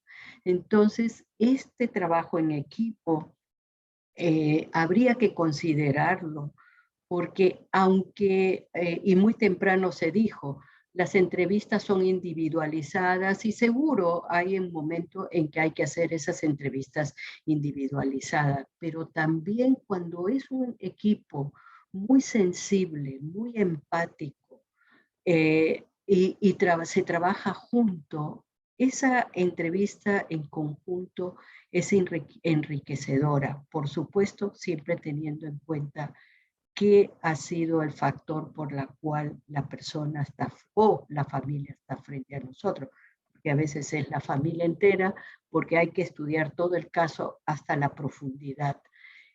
Y lo segundo que nos ha ayudado muchísimo es educar a los jueces, ¿no? Y no digo que los jueces no estén educados, seguramente si sacan sus libros jurídicos van a saber muchísimo más que nosotros, ¿no? Y nos van a dar los artículos, pero es en el tema de casos en la cual, como esta adolescente, no solamente como decía Margarita al comienzo, con esta discapacidad notoria, pero también incesto, ¿no? Entonces hay algo que es muy fuerte, porque en algunos países el incesto no se considera, porque aparentemente es una costumbre cultural, entre comillas, ¿no? Entonces, hay varios factores ahí de estudio, pero no voy a ir a los factores de estudio, sino que tal vez si este curso nos puede ayudar. Acá vemos 40 personas, ¿no? En pensar en un trabajo en equipo. Alguien mencionaba, creo que era Senia, que ya se está haciendo para los retornados. Es cierto, se está haciendo, en el caso nuestro, es los retornados que recibimos. Entonces, por eso es que llamaría a que nosotros todos pensemos, y seguramente me encanta, Margarita, que nos enfoques con esto del diagnóstico objetivo, pero como decía alguien, también tenemos corazón. Entonces, ambos, y tener siempre una norma en el equipo que va a acompañar a esa persona con los jueces, ¿no? Y que eso, porque ella es la persona que vas a conocer más el caso y que no solamente va a presentar todas estas tipologías y va a posiblemente, entre comillas, defender o presentarlo, pero también va a permitir que ese juez dé un diagnóstico basado en la parte humana, porque tenemos que humanizar nuestro sistema sin dejar de ser objetivo y no castigar porque tenemos que castigar, sino porque tenemos que darle el mejor lugar para esa persona, sea niño, sea niña, sea familia. Eso es lo que quería decir. Gracias, Pilar. Vamos a darle el turno a Mario y luego Senia va a leer lo que dijo Reina Flores. Mario. Ok, gracias. Solo quería compartir una técnica de Marixa Montero, la psicóloga venezolana, que habla sobre la problematización.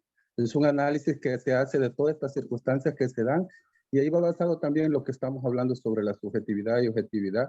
Y bueno, estos espacios nos permiten desarrollar esta técnica. Quizás no es como lo fomenta Marixa Montero, pero el hacer el análisis de estas problemáticas que tenemos en conjunto, alguien solucionó algo, alguien mejoró, eso también nos permite basarnos más objetivamente en el análisis y en la aplicación pues, del proceso que se debe de llevar con las personas que nos necesitan. Tú ya decías, los más vulnerables, mujeres, niñas, niños, en este caso. Entonces, estos espacios nos permiten también un desahogo, ¿verdad? Un desahogo profesional, un desahogo emocional y disminuir también ese aspecto de la disonancia cognitiva que al final va a ser beneficio para todos y todos. Y lo otro muy interesante sobre la entrevista en conjunto, yo conocí que Médicos Sin Fronteras desarrollan una entrevista en el caso de violencia sexual. Y lo hace una médica y una psicóloga, ¿verdad? Entrevistan en el mismo espacio a esta mujer, a esta joven, a esta adolescente, y eso permite entonces disminuir ese aspecto de la entrevista a una persona, la entrevista a otra persona, entonces en el conjunto, y también la sensibilidad que se le da, ¿verdad? Y el apoyo emocional que se le da también en la entrevista en conjunto. Muchas gracias, María. Están saliendo soluciones muy buenas para mantener la objetividad del trabajo en equipo, y esto de las entrevistas en conjuntos es una metodología que sería excelente para poder reducir la revictimización al tener que contar la historia una y otra vez. Senia, ¿quieres leer lo que dijo Reina Flores? Sí, dice, creo que uno de los sesgos que más afecta es la religiosidad, ya que hay autoridad que administran centros de acogimiento que tratan a niñas y adolescentes como pecadoras por el hecho de estar embarazadas y son mal ejemplo para las demás niñas que viven en el centro. Luego Senia le da flores a Pilar ahí por brindar el acompañamiento durante el proceso hasta la finalización. Y yo les quería compartir en una experiencia que tuve como investigadora a nivel del Triángulo Norte sobre el delito de trata de personas. Efectivamente, el protocolo que mencionó Mario, en unos países ya se implementa de tal manera que la víctima de trata de personas no tenga que contar la misma historia a 10 personas diferentes. Ya se hace en una sola entrevista, lugares adecuados, con preguntas hechas en conjunto para no revictimizar a la persona, solamente. Ok. Bueno, vamos a subir la presentación de nuevo, solo para que veamos otro de los instrumentos que le hemos dado en el caso que nos podría servir como para hacer como lista de chequeo, ¿no? Aquí estábamos viendo cómo desafiar las suposiciones, entonces ya vimos cómo mantenemos la objetividad, ¿verdad?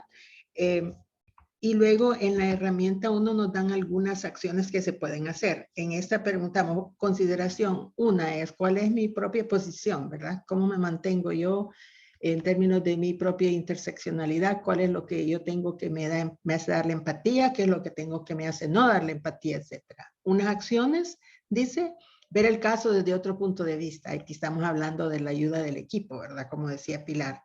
Pensar en sus propias ventajas y en desventajas en virtud de su interseccionalidad. Buscar más información cualitativa y cuantitativa sobre casos similares. Consideren sus propias experiencias y lo que se siente estar en desventaja. Es decir, aquí lo que se busca es tener empatía, pero empatía con cierta objetividad. Entonces, algunos ejemplos se les han dado a ustedes en las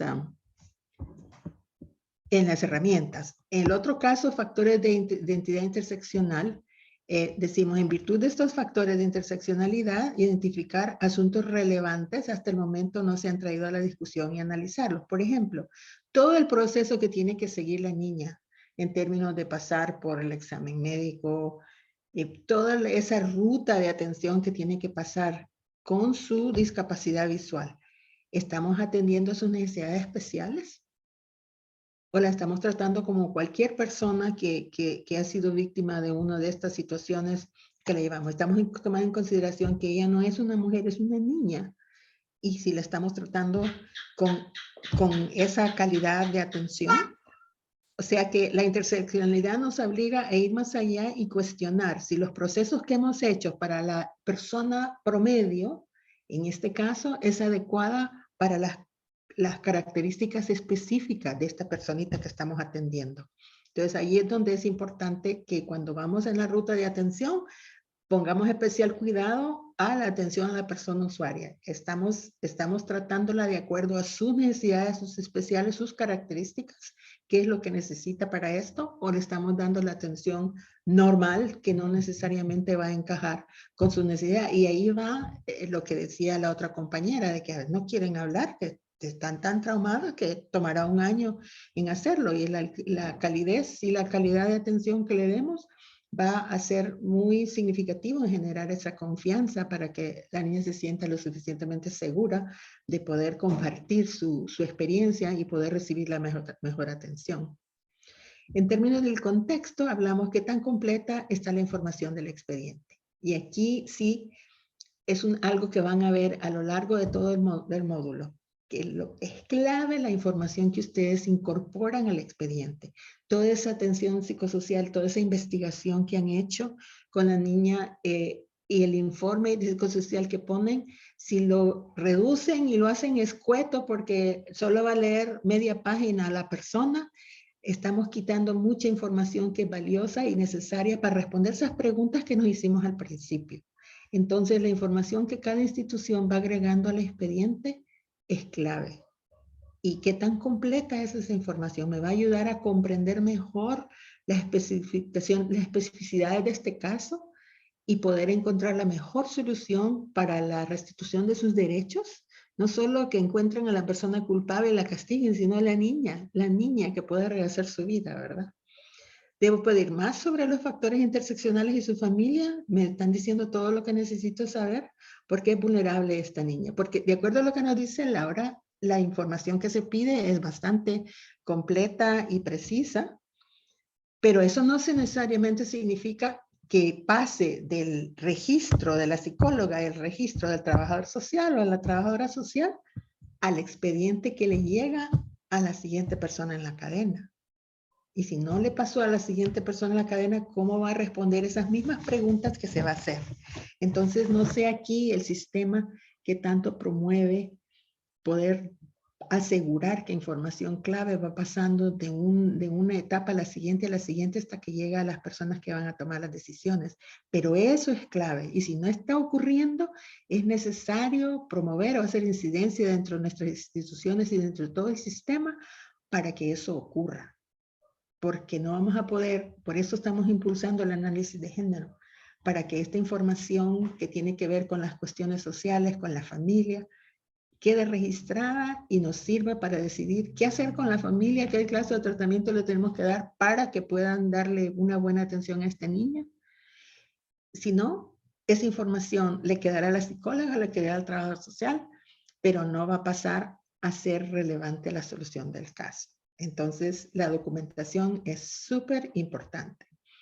¿Qué otras medidas se pueden considerar para llenar las brechas? ¿Qué otras organizaciones trabajan en este tema y cómo podrían apoyar? Y ahí estamos hablando ya de lo que nos decían sobre las ONGs tomando muchas de las funciones que las instituciones del Estado no pueden dar. Hablamos aquí de la red compartida, tal vez no todas las instituciones están necesariamente como parte oficial de la red, pero es importante que tengamos esas alianzas y que las construyamos porque hay muchas cosas que pueden hacer, especialmente en el caso de la discapacidad, como nos estaba diciendo que Jessica, ¿verdad? De que la experticia está dentro de estas organizaciones, más que en las organizaciones generales, en las instituciones públicas. Entonces necesitamos hacer alianzas. En el caso de la interseccionalidad, tenemos que poner atención a ese factor y a quienes trabajan ese factor, porque esas instituciones nos pueden ayudar, en este caso, con su experticia y su conocimiento, porque tienen mejor conocimiento de cómo atender a la persona que nadie más involucrado en este caso probablemente, ¿verdad? Y los impactos, ¿cómo incluimos a la niña para que exprese sus propias necesidades y sus propios deseos para la resolución? ¿Cómo piensa ella que le afectarían las diversas opciones o medidas que se están tomando en cuenta? Esto es súper importante de pensar, así que no sé qué piensan, si revisaron esta herramienta y qué piensan en términos de poder utilizarla, en qué momento les sería útil en todo este proceso. Solo para ampliar, Margarita, en esta parte, tomando la experiencia que les acabo de comentar del Triángulo Norte en la investigación, consistía en preguntar a las instituciones policiales, por una parte, a la fiscalía por otra, juezas y jueces por otro, el por qué tantos casos, procesos, no llegan al término final de dar una sentencia porque se caen en medio del camino, y como nos refiero, se caen, es que no pueden continuar porque no están todos los elementos integrados o la evidencia suficiente para que lo acepte una jueza o un juez dentro de un proceso. Y lo que mencionaban mucho en esto era la falta de coordinación entre las instituciones. Muchas veces la policía tiene información que no se la pasa a la fiscalía también no la exige. Estoy hablando de la investigación, no estoy criticando a las instituciones públicas, no se vaya a malentender, sino que la investigación eso arrojó, el mismo testimonio en las mismas instituciones decía que efectivamente no se comparten expedientes, no se comparte la información suficiente, y cuando las elevan a nivel de juzgado, pues muchas veces no son aceptadas por falta de elementos, o no se complementó o no se realizó el proceso completo necesario, sino que y la justificación puede ser, son muchos, etcétera. Lo otro que hablaban es que se les obliga muchas veces a asistir a un juicio a las víctimas que ni siquiera están preparadas psicológicamente para responder a alguien que está defendiendo al victimario. Entonces, estos son algunos de los factores por los que no se logra hacer justicia en muchos casos. Ese era mi comentario. Wendy, tenías levantada la mano por un segundo ahí. ¿Todavía quiere comentar? No, disculpe, fue por error. Fue accidente. Pues Sí. como dice Xenia, es extremadamente importante la documentación y el paso de recolectar la evidencia. Vamos a la herramienta que también vieron.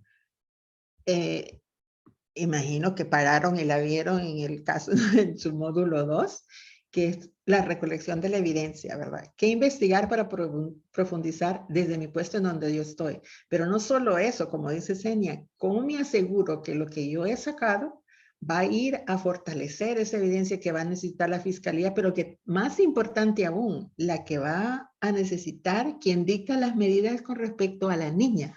Porque ya no solo es encontrar al culpable del caso, sino que no queremos victimizar a la niña también. Entonces, ¿cómo nos aseguramos que esta evidencia, primero, cuál es la evidencia que necesitamos? Y segundo, que esta evidencia quede registrada con lujo de detalles para que puedan tomar las medidas adecuadas, más apropiadas para esta niña. Entonces, en los casos de ustedes, ¿qué hacen para recolectar la evidencia? Y ha sido importante, tienen los sistemas que existen ahorita dentro de sus instituciones, les permiten incorporar toda la evidencia que se requiere para poder dictar una buena medida y para poder que la fiscalía pueda ganar el caso. Y esa evidencia pasa a la fiscalía, esa evidencia le pasa a la Junta de Protección, le pasa a los GENAS. Jonathan dice en el chat que habrá que consolidar quizás procedimientos para evitar cualquier tipo de deficiencia en la información que se recolecta, a efecto que pueda ser base también de manera conjunta de las instituciones pertinentes. Efectivamente, esa es la idea. Donaldo Montes. Donaldo puede abrir su micrófono. Veo su manita subida ahí. ¿Será que no le funciona? Hola. Hola. Hola, buenas noches. Sí, mi nombre es Donaldo Montes. Laboro en el Juzgado de Niñez y Adolescencia de Santa Ana y abonando a lo que se está. Realmente, cuando hay una investigación penal que incluye a a un adolescente, como GENA en sí nosotros no tenemos mayor injerencia en lo que es la investigación y la recolección de evidencias, ¿verdad? Nosotros llegamos a conocer de los casos cuando la Junta de Protección nos los ha pasado y digamos, la adolescente está con una medida de protección dentro del sistema de protección, valga la redundancia. Pero como le digo, nosotros en cuanto a la investigación fiscal es poco o nada lo que tenemos que ver, ya que la fiscalía, como bien lo mencionan, es la encargada de la recolección de las evidencias.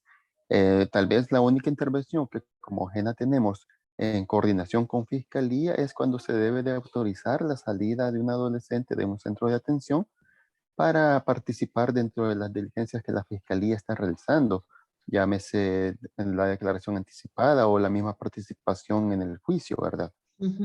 Creo que esa distinción habría que hacerlo porque no tenemos mayor injerencia dentro de la investigación.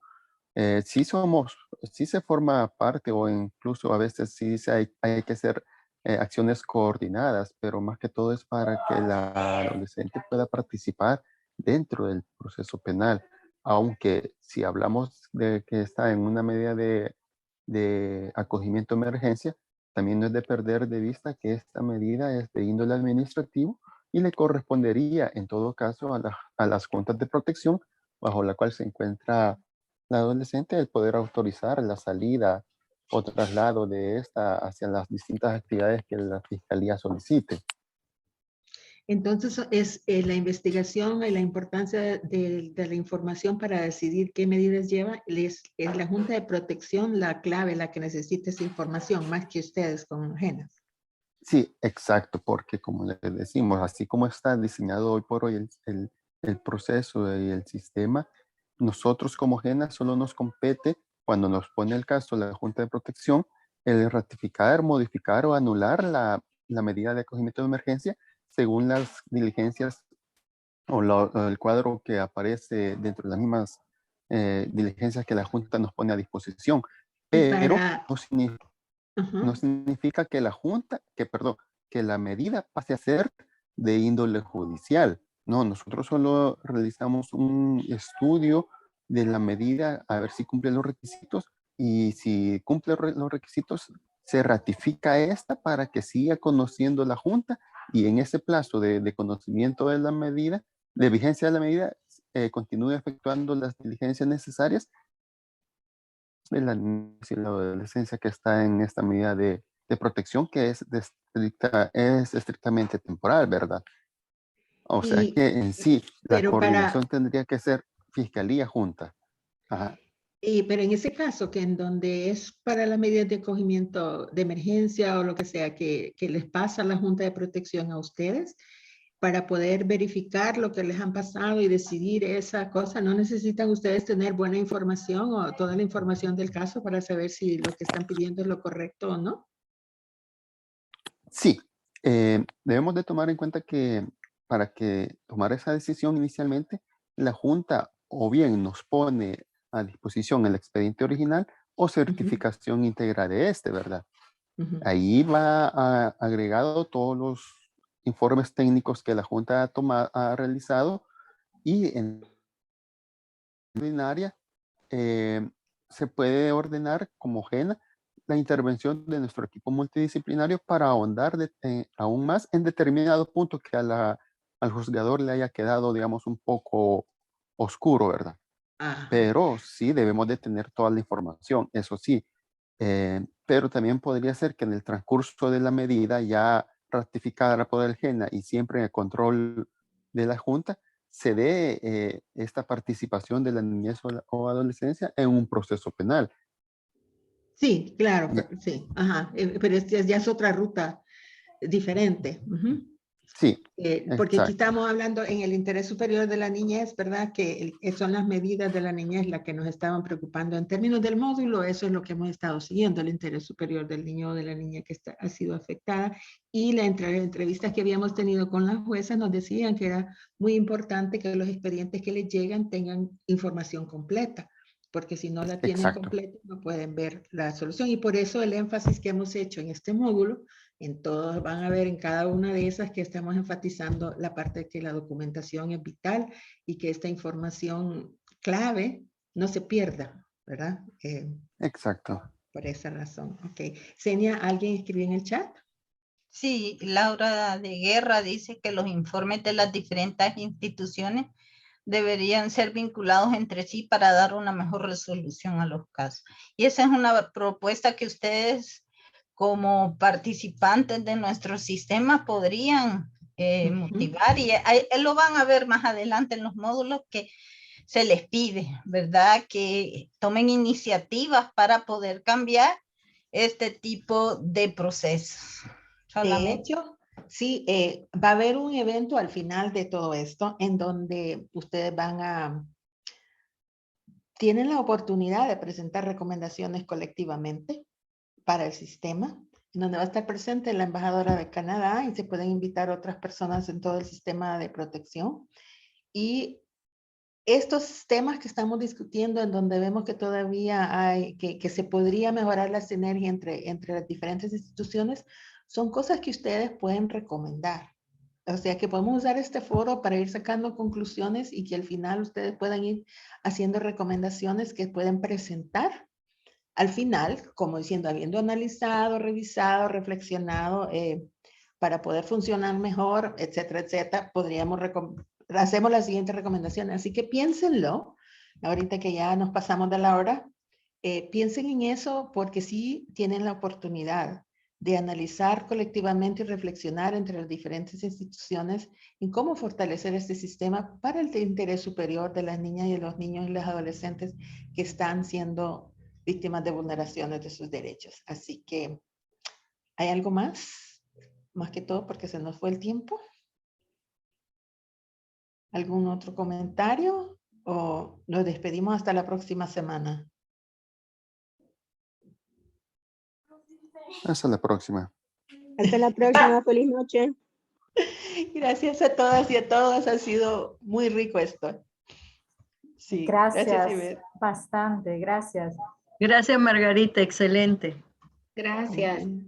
Adiós, buenas noches. Tengan buena Muy semana. buenas noches y buen Buenas provecho. noches. Buenas noches. Buenas noches. Buenas noches, gracias igualmente. Por nada.